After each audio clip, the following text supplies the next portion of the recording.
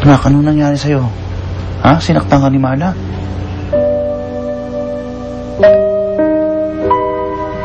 Pasensya na kayo, Tay, ha? Hindi na po ako uulit. Iwasan ko po si Dakila. Sinaktan ka ba ni Marla?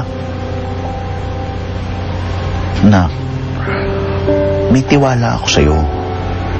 Alam kong hindi ko na kailangan sabihin sa'yo, gagawin mo ang tama.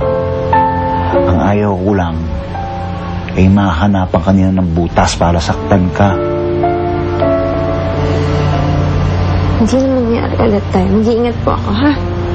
Hindi ka na, pahinga ka na.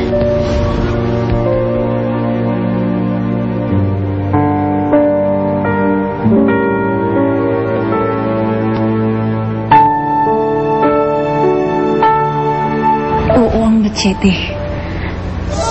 Baka makatulong yun para maging ganap na tao ka na. Oo. Makapangyarihan ng sandatang yun.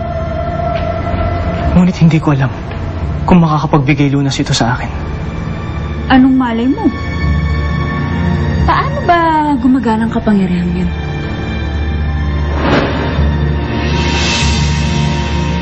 Bata pa lang ako. Haka-haka na sa aming tribo ang tungkol sa kasaysayan ng isang mahiwagang sandata, ang machete. Ito ang nagtutulak sa aming lahat upang maging mahusay na mandirigma.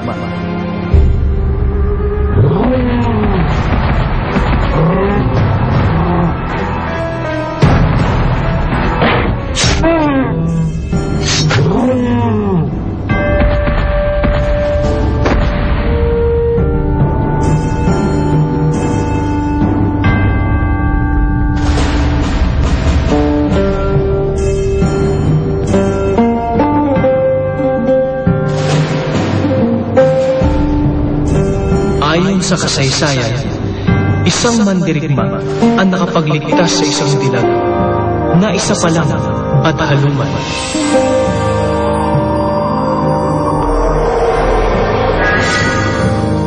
Bilang pasasalamat ng Bathalumad sa mandirigma, ginantimpalaan niya ito ng isang makapangyarihang sandata.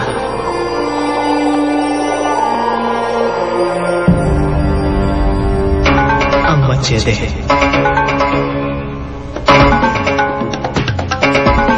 Dahil sa machete ay naging makapangyarihan ng mandirigma. At dahil doon ay naging sakim ito sa kapangyarihan. Ginamit niya ang machete para manakop ng ibang tribo. Marami siyang inalipin at pinatay.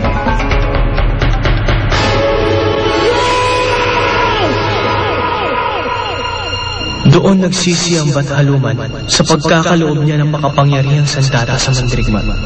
Hindi na niya ito maaaring bawiin dahil ito ay ibinigay niya bilang pagtanaw ng utang na loob. Kaya't nag-isip ang Bathalumad kung paano mapuputol ang kabuktutan ng mandirigma. Hindi na magagawa ng Bathalumad na tanggalan ng kapangyarihan ang machete.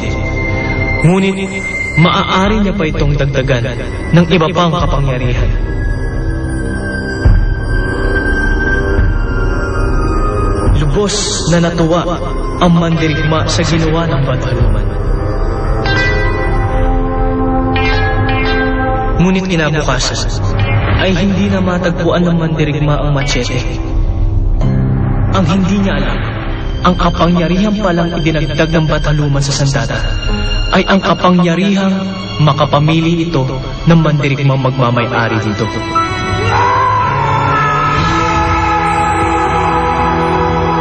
Kapangyarihang piliin nito kung sino ang karapat-dapat na isahan ng Bathalumad ang mandirigma.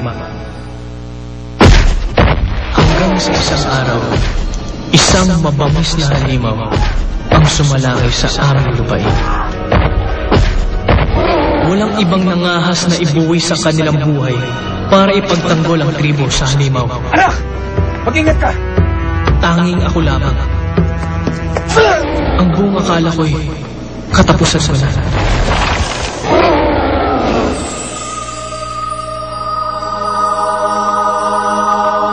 Ang machete! Lumalabas ang makapangyarihan ang machete!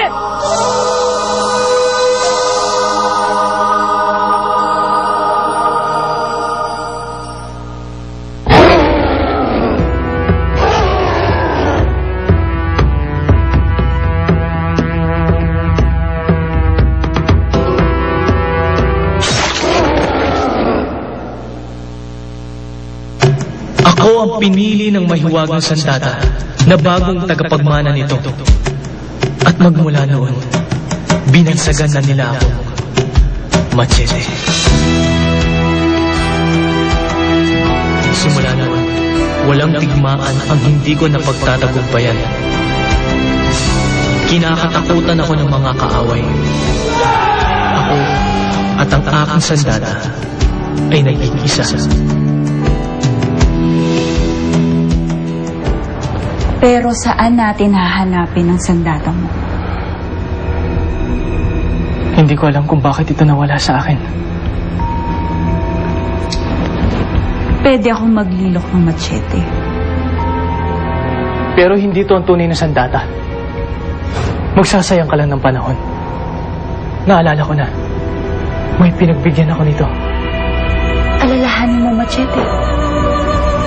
Tandaan mo, kailangan natin ang sandatang yun.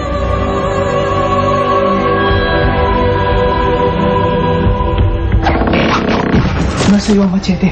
Ang kinaya ay binigay ko sa'yo. Bilang proteksyon laban kay Karum. Sinong Karum? Tigilan mo na yung kahoy na yun. Malapit na mawalaan siya. Magiging tao ulit siya. Kilala ko kung sino makakatulong sa akin. Ang kailangan ko ay ang taong nagmamay-ari ng ipinahahanap mo. Siya ang mag-uugnay sa akin sa nakaraan. Ikaw ang babae. Kamusta pinaimbestigahan ko sa'yo? Wala akong makalap na impormasyon sa tao na yun. Wala siyang record or anything. It doesn't exist. Ang babae mo.